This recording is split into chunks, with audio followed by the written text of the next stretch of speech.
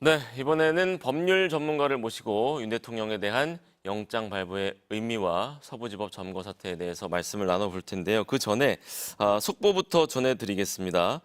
어, 영장 발부 직후인 새벽 3시경부터 법원 후문에서 경찰 저지를 뚫고 일부 시위대가 법원 담장을 넘어서 침입했다고 하고요. 21분쯤에 유리창을 깨 부쉈다는 소식 들어와 있습니다. 영장 발부한 차은경 판사를 찾아다녔다고 합니다. 그리고 당시 차 부장 판사는 법원 경내에는 없었던 것으로 전해졌습니다. 그리고 경찰은요, 3시 32분쯤에 대규모로 투입됐습니다. 기동대 등 경찰 1,400명이 동원됐고요. 6시쯤, 그러니까 한 1시간 전쯤에 법원 안팎 시위대 대부분이 진압됐습니다. 앞서 구민지 기자가 전해드린 대로 어제 40명, 오늘 45명, 총 85명이 연행됐는데 체포자 수는 더 늘어날 수도 있다라는 소식 들어와 있는데 안타까운 점은 경찰도 일부 부상자가 발생했고 저희 MBC 취재진을 비롯한 취재진도 카메라를 빼앗기고 또 폭행을 당하는 등의 피해를 입은 상황입니다. 우선 이 부분과 관련한 내용 김성훈 변호사와 함께 이야기 나누겠습니다. 어서 오십시오. 안녕하세요. 우선 영장 발부에 관한 내용은 잠시 뒤로 하고요. 서부지법에서 폭력 사태가 벌어졌습니다. 3시에 영장 발부된 이후에 지금 서너 시간 정도의 일인데요. 사실 폭력 사태는 당연히 처벌받지만 법원은 헌법기관이지 않습니까? 이건 앞으로 어떤 처벌을 받을 수 있는 범죄인지요? 네, 저도 너무나 충격적으로 봤습니다. 사실 이렇게 법원을 어떤 폭동을 일으키는 사람들이 점거를 해가지고 예. 이런 식으로 기물을 다 파손한 것들을 저는 단 한 번도 본 적이 없습니다. 예. 아까 어떤 곳에서 이제 다른 나라 사례가 있는지를 물어봤는데 뭐 하이티나 남미 어떤 나라가 아니라면 사실 거의 불가능한 일이라고 볼 수가 예. 있겠죠.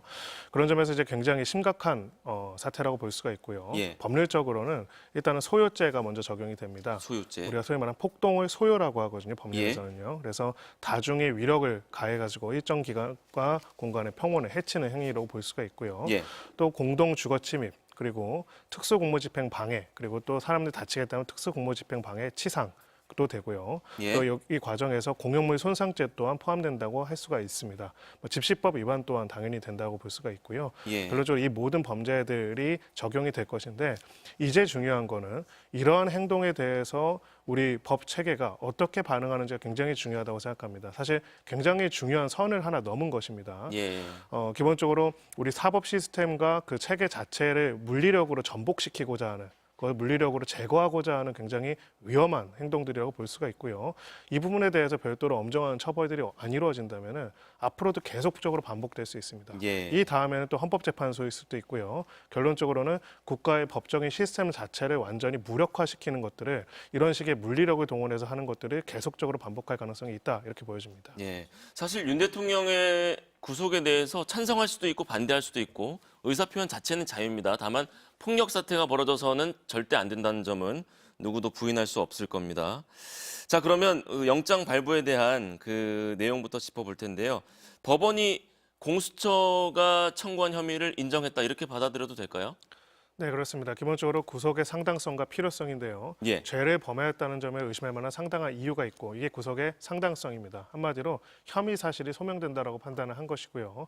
이미 중형 임무 종사자들에 대한 영장 발부가 다 이루어졌고 기소까지 이루어진 상태이기 때문에 지금 내란 우두머리라는 혐의, 구체적으로 국헌문란의 목적의 폭동을 일으켰다는 점에 대해서는 지금 가지고 있는 자료들로서 소명이 되었다라고 판단했다고 볼 수가 있습니다. 예. 두 번째 구속의 필요성 부분은 소위 말하는 도주 및 증거인멸의 우려라고 할 수 있는데요. 이 부분에 있어가지고는 현직 대통령의 신분이기 때문에 이 부분이 없다라는 변호인들의 주장이 있었습니다. 예. 다만 지금까지 내용들을 봤을 때 증거인멸의 우려가 있다는 것들을 영장 발부 판사는 인정했다고 볼 수가 있고요. 증거인멸이라는 것을 간단하게 말하면 실체적 진실을 밝히기 위한 수사와 재판 절차에 지장을 줄 수 있는 행위들을 할 것인가에 대한 부분입니다. 근데 지금 강한 확신을 가지고 아무런 죄가 아니다라고 주장하고 있을 뿐만 아니라 중요임무 종사자들의 진술에도 계속 반하는 얘기들을 하고 있고 무엇보다도 현직 대통령은 지위를 이용해서 수색이라든지 그리고 체포라든지 수사라든지 전반적인 것들을 저항하고 앞으로도 정할 것이 명확한 상황이기 때문에 불응했죠. 예. 그렇죠. 이런 부분에 있어가지고는 구속영장을 발부함으로써 수사를 진행할 필요성이 있다라고 판단했다고 볼 수 있습니다. 네. 그리고 중대성 관련해서도 내란 우두머리 혐의는 상당히 중대한 처벌을 받을 수 있는 혐의잖아요. 네, 그렇습니다. 결국은 구속의 필요성은 이 범죄의 중대성과 같이 연결되어 있습니다. 포함이 돼 있군요. 사형 또는 무기 예. 금고밖에는 형이 없을 정도로 굉장히 중대한 범죄라고 할 수 있고요. 예. 이거는 윤석열 대통령 개인에 대한 것뿐만이 아니라 우리 민주공화국 전반에 있어가지고 당시에 무슨 일이 있었고, 즉 실체적 진실이 무엇인지에 대한 공적 확인 절차가 수사와 재판입니다. 예. 그런 부분에 있어서는 그런 중대한 범죄의 실체적 진실이 무엇인지 밝히는 건 굉장히 중요하다고 보고 또 예. 그런 중대한 범죄고 형이 굉장히 무겁기 때문에 그런 부분에 있어서는 수사와 여러 가지 재판 수사 절차에 굉장히 저항하고 그 부분에 있어서 실체적 진실을 밝히는 과정을 협조하지 않는 것이 결론적으로는 증거인멸의 우려가 굉장히 높다고 볼 수도 있다고 보고요. 예. 마지막으로는 현직 대통령의 지위이기 때문에 이제 도주 및 증거인멸의 우려가 없다라고 봤지만은 여기서 도망이라는 거는 수사기관의 수사 절차를 소위 말해서 배제할 수 있는 물리적인 것을 도망이라고 합니다. 예. 증거인멸 또한 실체적 진실을 가리기 위한 여러 가지 진술 증거들에 대한 오염 정도라고 볼 수가 있는데요. 지금 한 3주 동안 체포영장 발부 이후에 3주 정도의 시간 동안 본 것은 바로 대통령이라는 지위를 이용해서 결국 수사 절차에 저항하는 것이 굉장히 할 수 있다는 것들을 어떻게 보면 하였고 그런 내용들을 보여줬다는 점에 있어서는 굉장히 이 부분에 있어서 영장 발부의 필요성이 있다라고 판단했을 가능성이 있다고 보여지고요. 무엇보다도 지금 중요 임무 종사자들의 진술이 나온 상태에서 그 진술들이 거짓이라고 이야기하거나 정치적인 영향력을 동원해서 그 진술들에 대해서 다시 돌리려고 하는 그런 부분들의 가능성 또한 굉장히 있다라고 판단해 볼 수 있습니다. 이제 영장이 발부됐으니까 윤 대통령 측에서는 체포적 부심을 청구했던 것처럼 구속적 부심을 청구할 가능성이 높잖아요. 만약에 청구한다면 어떤 점이 다 터질까요? 기본적으로는 이제 구속 적부심을 청구할 경우에는 기존 영장 발부가 잘못됐다고 하거나 예. 혹은 일반적인 실무상에서는 구속 영장 자체의 발부 시점과 현재 시점에서의 뭔가 차이가 있는 경우들입니다. 예. 대표적인 것들이 뭐 사기죄로 구속이 됐는데 관련돼서 이제 피해자에게 피해 금액을 변제하고 합의를 했다거나 뭐 이런 일들이 있으면은 예. 사정 변경이 있기 때문에 뭐 적부심에서 다르게 판단할 수도 있는데요. 지금 사안에서는 사실 적부심을 청구를 한다고 하더라도 크게 달라질 가능성은 굉장히 낮아 보입니다. 기본적으로는 계속적으로 자신의 행위 자체가 아예 수사와 사법심사의 대상이 아니다라는 주장을 하고 있기 때문에 예. 그런 상황에서 실체적 진실을 밝히기 위한 수사와 재판 절차가 원활하게 이루어지기 보기는 어렵다고 볼 수 있고요. 석동현 변호사도 이번 발부가 반헌법적이다 이렇게 입장을 발표하긴 했습니다. 네, 바로 그런 점입니다. 즉 구속영장을 발부하는 것도 구속적부심을 심사하는 것도 이 과정에서 법원이 판단하는 건 기준이 딱 한 가지입니다. 예. 이 사람이 불구속 상태로 이 사람에 대한 수사와 재판을 진행했을 때 실체적 진실을 밝히기 위한 것들을 제대로 할 수 있을 것인가 예. 아니면 불구속 상태에서는 도저히 그것이 난망할 것인가를 보는 건데요. 결론적으로는 통치행위이기 때문에 수사와 재판의 대상이 안 된다라는 주장을 계속 반복하고 있다면 예. 이 부분에 있어서는 불구속 상태에서 자연스러운 수사가 진행되기는 어려울 것으로 보이고요. 실제로도 영장이 발부되기 전까지 어떠한 수사도 이루어지지 못했다는 점이 그 부분을 방증한다 이렇게 볼 수가 있습니다. 앞서 중대성 또 도주의 우려, 증거인멸의 우려 짚어주셨는데 증거인멸에 있어서 휴대폰 관련된 부분이요. 휴대폰을 교체한다거나 텔레그램 아이디를 삭제한다거나 이것도 증거인멸의 우려라고 할 수 있나요? 네, 그것도 하나의 우려 사항이 된다고 볼 수 있고요. 근데 이렇게 중요한 지위에 있는 사람의 증거인멸을 판단할 때는 또 그것의 지시를 받았거나 인증이라고 합니다. 물증뿐만이 아니라 그 사람의 지시를 받은 사람들에게 미칠 영향력, 그 영향력을 통해서 실체적 진실의 확인을 어렵게 만들 위험성 이런 예. 것들을 고려하게 되는데 여전히 현직 대통령이고 정치적 영향력을 가지고 있는 상태에서 결론적으로는 이 과정에 참여한 사람들의 진술에 상당한 영향력을 행사할 수 있다는 부분 또한 증거인멸의 우려의 중요한 요소가 된다고 볼 수가 있고요. 또 물증이라고 해당할 수 있는 이제 여러 가지 자료들에 대한 검색, 압수와 수색에 있어서는 계속 이제 대통령 경호구역이라는 이유로 중요 이제 군사구역이라는 이유로 거부해왔던 태도 또한 예. 증거인멸의 우려를 높인다라고 볼 수가 있습니다. 앞서 저희 구민지 기자가 개괄적인 앞으로의 수사 내용 정리를 해줬는데 공수처 열흘 또 추가로 검찰 열흘 이렇게 20일 동안 수사를 할 수 있다고 알려져 있잖아요. 근데 이미 체포 기간이 한 나흘, 닷새 지났습니다. 그럼 이제 한 15일, 16일 정도 남은 건데 어떻게 수사가 진행될지 좀 세부적으로 설명해 주실까요? 네, 공수처와 이제 검찰 간에 그런 협의가 있었다고 이야기를 하고요. 예. 다만 이제 공수처의 수사에 대해서 앞으로도 이 피의자 측에서 응하지 않을 가능성이 굉장히 높아 보입니다. 뭐 예. 영장 발부에 따라 가지고 달라지진 않을 것으로 보이고요. 예. 그런 부분에 있어 가지고는 이제 검찰로 넘기는 시기가 조금 빨라질 가능성도 배제할 수는 없다고 생각을 합니다. 그동안에 이제 피의자 측에서 계속 주장한 거는 검찰 수사가 아니 공수처 수사 자체에 대한 수사권에 대해서 이야기를 했다면은 예. 그러면 검찰 단계에서는 어떻게 응할 것인지 고민을 안 할 수가 없을 거기 때문에 이 부분에 대해서는 검찰로 이첩이 될 것으로 보이고요. 예. 두 번째는 이제 검찰 단계에서 중요한 거는 기소를 위한 수사입니다. 즉 공소장을 만들기 위한 부분이기 때문에 여기서 네 가지 정도가 굉장히 중요한 사실이 될 겁니다. 포고령 1호 국회에 대한 타단을 구체적으로 지시하는 내용들을 작성했는지 뭐 이건 김용원 전 장관 측에서도 인정하고 있는 내용인데요. 그 부분이고요. 두 번째로 국회를 차단하거나 국회의원들을 끌어내라는 그런 명령을 했는지 예. 이 부분에 대해서도 이미 주요 임무 종사들의 진술이 있는 상황입니다. 세 번째가 이제 의원식 국회의장이든 여당 야당 대표들에 대한 불법적인 체포 지시했는지 예. 네 번째가 이제 중앙선거관리위원회에 대한 점거 등을 지시했는지 여기에 대해서 이미 각 중요 임무 종사자들의 진술이 다 나온 상태인데 여기에 대해서 인정하는지 부정하는지 부정한다면 그 이유가 무엇인지가 앞으로의 수사의 핵심적인 내용이다 이렇게 볼 수가 있습니다. 예.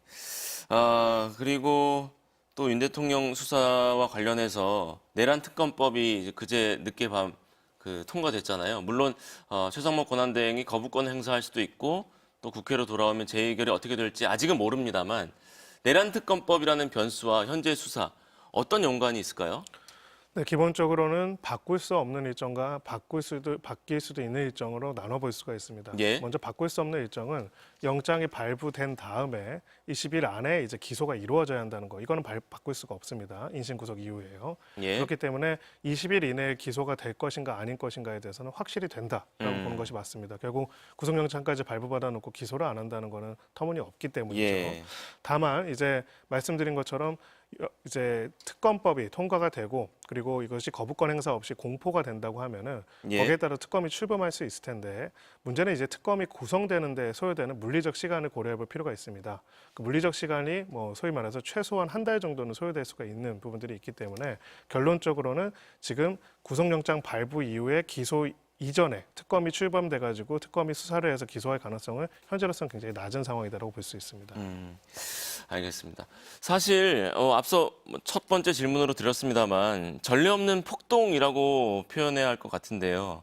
서부지방법원을 이렇게 점거하고 통유리를 깨고 경찰과 취재진을 향해서 폭행을 가하고 방금 제가 전해드리면서도 이 영상이 실제 영상이 맞나? 영화를 보는 건 아닌가 이런 생각이 들 정도였는데 이 사태 책임이라고 해야 될까요? 어떻게 하다가 이렇게까지 온 걸까요? 법조인으로서 보실 때. 그래서 굉장히 참담한 기분입니다. 이 내란 사태 한 46일의 기간 동안에는 세 가지 중요한 장면이 있었습니다. 세 가지요? 예, 첫 번째는 군부대가 국회 유리창을 깨고 진입하는 장면이었습니다. 예, 12월 기본적으로 3일이요? 예, 대의기관인 국회를 군부대가 점령을 하는데 그런 장면이 생중계된 거 우리가 모두가 봤죠. 예. 정치적인 반대 세력 혹은 정치적인 자신의 의사에 따른다지 않는다는 이유로 군부대를 투입해가지고 기본적으로 이 과정을 물리력으로 제압하고자 했던 거 이것이 내란의 시작이었습니다. 기본적으로 이 과정 자체가 굉장히 충격적이었다면 예. 두 번째 굉장히 또 중요한 장면은 체포영장 집행에 불응한 것입니다. 예. 체포영장을 발부한 것은 사법부가 하는 것이고요. 기본적으로는 우리 사회의 이런 갈등과 법 해석에 대해서 권한을 우리는 사법부에게 일임하고 있고 이게 헌법 질서입니다. 근데 이거를 임의로 거부하고 그뿐만 아니라 영장이 불법이라고 하면서 물리력을 동원해서 그 영장 집행을 차단하고자 했던 거. 예. 이것을 아무렇지도 않다고 이야기했던 변호인들의 태도. 그리고 이런 부분들에 대해서 폭력적인 수단으로 법 집행에 저항하는 것이 마치 당연한 것처럼 이야기했던 것들이 하나의 중요한 장면이었습니다. 그러나 뭐 제가 격분까지 했다라고 이야기하는데 그 이유가 우리 법치의 가장 핵심이라고 할 수 있는 법적 결정에 대한 존중이라는 것들을 중요 정치 지도자가 부인할 뿐만 아니라 그 부분에 있어서 자신의 지지자들을 동원해서 그것을 물리적으로 차단하는 것이 당연하다라고 이야기했다는 것이죠. 예. 오늘 벌어진 이 사태는 너무나 초현실적이지만 바로 그 결과라고 볼 수가 있습니다. 이제는 법원도 판사도 공적인 집행하는 기관도 수사기관도 마치 하나의 정치적인 주체로서 객체화한 다음에 거기에 대해서 어떠한 폭력적인 수단을 동원해서라도 그것을 차단하는 게 아무렇지도 않다라는 걸 이야기를 하는 것이죠. 예. 헌법 질서와 법치주의라는 이 공동체가 유지되기는 최소한의 선들을 이제는 물리력, 처음에는 군사력으로, 그 다음에는 경호 인력으로, 그 다음에는 대중이라는 폭동 인력으로 동원해서 파괴하고자 하는 것이 이 사태의 본질이라고 볼 수가 있고요. 결국 이거는 정치적인 입장을 넘어서서 민주주의라는 헌법 질서 자체를 어떻게 보면 유린하는 그런 사태들이 지금까지도 계속되고 있다는 것을 보여주는 것이라 볼 수 있습니다. 특히나 윤석열 대통령이 법조인 출신이기 때문에 체포영장에 불응하고 또 이런 일련의 사항들이 더 큰 충격으로 다가오지 않았나 이런 생각도 듭니다. 앞서 말씀하신 그 죄, 처벌 가능 죄는 소요죄, 공동주거침입 이런 것은 법원에 침입한 것에 대한 내용이었고요. 제가 지금 여쭤보고 싶은 것은 MBC를 비롯한 취재진에게 폭행을 가하고 카메라를 빼앗고 또 경찰도 부상을 당했고요. 이런 건 어떤 처벌을 받을 수 있습니까? 네, 기본적으로 특수협박 내지 특수폭행에 해당될 수가 있고요. 다중이 이렇게 식으로 특정한 사람을 폭행하는 경우에 특수폭행에 해당될 수가 있습니다. 거기다가 이제 손괴죄도 적용이 될 것이고요. 경찰의 공무집행을 방해하면서 할 경우에 특수공무집행 방해 치상이 될 수가 있습니다. 3년 이상의 유기징역으로 엄하게 처벌하는 범죄라고 볼 수가 있고요. 예.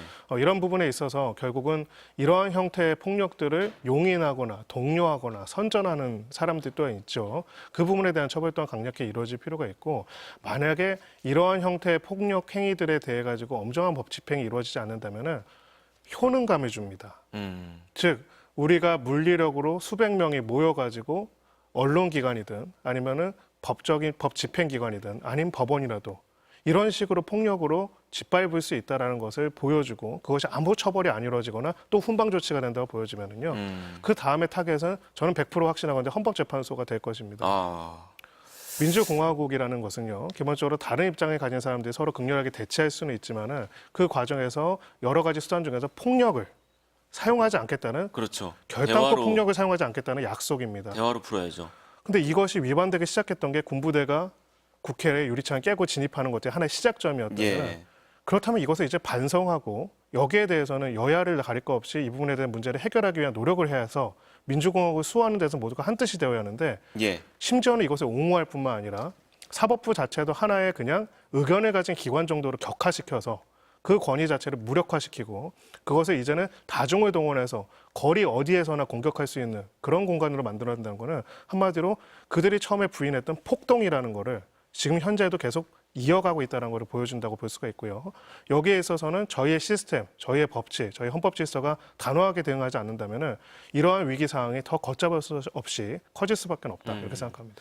사실 2017년이었죠. 박근혜 전 대통령이 헌정사상 처음으로 탄핵 심판이 인용되면서 파면됐고 그때도 박근혜 전 대통령의 지지자들이 이런 시위를 격렬하게 벌이긴 했습니다만 그때 이렇게 법원을 점거하고 유리창을 깨고 이런 폭력 사태는 없었거든요. 그리고 또 4년 전에 그 트럼프 전 대통령, 지금은 미국 대통령 당선인이죠. 지지자들이 국회의장 난입을 했잖아요. 그런 사건도 연상이 됐는데 이렇게 정치가 점점 양극화되면서 폭력 사태로 치닫는 이유 또 분석 어떻게 하십니까? 저는 정말 안타깝지만 여기에는 많은 근거와 원인들이 있다고 생각을 합니다. 예. 많은 정치 문제들이 사법화됐죠. 근데 사법적인 결정에 대해서는 또 정치화됐습니다. 저한테 제일 많은 이제 질문들을 하는 게 무슨 판단과 결정 내릴 때마다 그 판사의 성향이 어떻습니까? 이 판사는 어떤 성향입니까? 라는 이야기를 합니다. 법관은 법복을 입고 결정을 하고 판단을 내립니다. 기본적으로 한 개인의 아이덴티티가 아니라 법의 관점에서 판단을 한다는 것이고 그것이 때로는 우리 마음에 안 들 수도 있고요. 때로는 우리가 원하지 않는 결론일 수도 있지만 존중하는 게 이 시스템이라고 할 수가 있습니다. 근데 온갖 정치 문제들은 다 사법화한 다음에 사법의 문제들은 이제 정치화했고 심지어는 이제 정치화뿐만 아니라 이제 정치화라고도 할 수 없고요. 이제는 폭력화하고 있습니다. 사법부 자체를 공격의 대상으로 삼고 있는 것이죠. 이래서는 도저히 한 나라로서 존속할 수가 없습니다. 이것을 아무렇지도 않게 생각하는데 이거를 유튜브 미디어라든지 미디어라고 하기도 어렵겠지만은 또 이 과정에서의 정치인들이 이것을 오히려 독려하고 선동하고 거기서 아무 책임도 지지 않고 제일 처참한 거는요.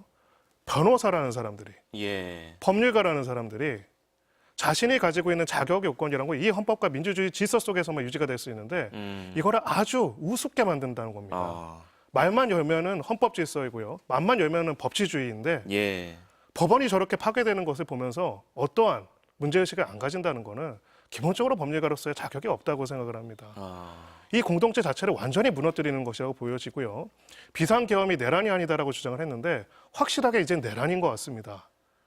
그런 과정까지 이르기까지 46일간의 과정 속에서 적어도 책임감 있는 정치인들과 법률가들이라면 이 부분에 대해서는 단호하게 자신이 가진 정치적인 입장과 유리한 점을 떠나가지고 이야기를 해야 하는데 그 부분들이 무너지다 보니 이젠 두 개 하나씩 무너지면서 대중이 거리에 나와가지고 모든 법질서를 무력화할 수 있는 것들이 아무렇지도 않게 보여지는 거고요. 지금 이 시점이 중요합니다. 여기에 대해서 엄정한 대응과 처벌이 없다면은 예. 앞으로 이거는 더 걷잡을 수 없이 확산될 것이고요. 정말 그야말로 국가 비상사태가 될 것입니다. 이렇게 양극화로 치닫는 이유를 여쭤봤는데 사법의 정치와 정치의 사법화 이 말씀이 귀에 꽂히네요. 끝으로 한 가지만 더 여쭤보고 싶은데 이 사태의 근본적인 점이기도 하고 앞으로도 이 점이 계속 부딪힐 것 같아요. 공수처와 윤 대통령 측 수사권이 있다 없다 그리고 영장관할법원이 중앙지법이다 서부지법이다 지금 계속 이어질 쟁점이잖아요. 변호사님 생각은 어떠세요? 네, 기본적으로는 수사권과 관련해서는 경찰에게 수사권이 있는 게 맞습니다. 예. 그리고 검찰이나 공수처는 직권남용과 관련돼서 연관된 혐의점에 대한 수사할 수 있는 권한이 있습니다. 예. 네, 다만 이제 이 부분에 있어서는 지금 수사기관인 검찰, 공수처, 경찰 간에 이 부분에 대한 의견이 정리가 됐고요. 법 해석에 대한. 예. 결국 기존에 발부됐던 체포영장이 2차례, 그리고 항고하심의 결정, 그리고 구속영장의 결정, 체포 적부심의 결정 모두가 이 부분에 있어서 현재 수사와 이런 수사를 위한 집행 과정들이 법적으로 문제없다는 판단들을 사법부가 했습니다. 예. 그 최종적인 판단을 하는 게 사법부고요. 그 판단을 존중하는 것이 우리의 법질서입니다. 법원에서 인정을 했다 이 그렇습니다. 말씀이시고 중앙지법이냐 서부지법이냐 이 부분은요? 이번 사태에서 가장 황당무계한 내용이 바로 그 점입니다. 중앙과 서부와 동부가 각자 별도의 정치적인 정체성을 가지고 움직이는 곳이 아닙니다. 예. 법원입니다. 법원이기 때문에 기본적으로 관할에 있어서는 서부지방법원에도 당연히 피의자 주소지에 대한 관할이 있기 때문에 그 예. 관할이 당연히 인정이 될 것이고요. 그런 부분에 있어가지고는 만약에 그 말이 맞다고 한다면 중앙지법은 다른 결정을 내렸겠죠. 네, 네, 체포적부심에서 기각을 했던 맞습니다. 곳이 중앙지법이고요. 네, 결국은 이제 그런 문제들로 이 사건의 본질적인 문제를 오히려 흐리는 것들 그 자체가 잘못됐다고 보여지고요. 진짜 본질적인 문제는 법원과 판사 개개인에 대해 가지고 마치 정치적인 의사를 가진 사람들인 것처럼 공격하는 행태 이거는 바뀌어야 합니다. 이게 계속된다면은요 앞으로 이 나라는 계속 이런 형태로밖에 갈 수가 없을 겁니다. 네, 알겠습니다. 관련 내용 김성훈 변호사와 이야기 나눠봤습니다. 아침 일찍 나와주셔서 고맙습니다.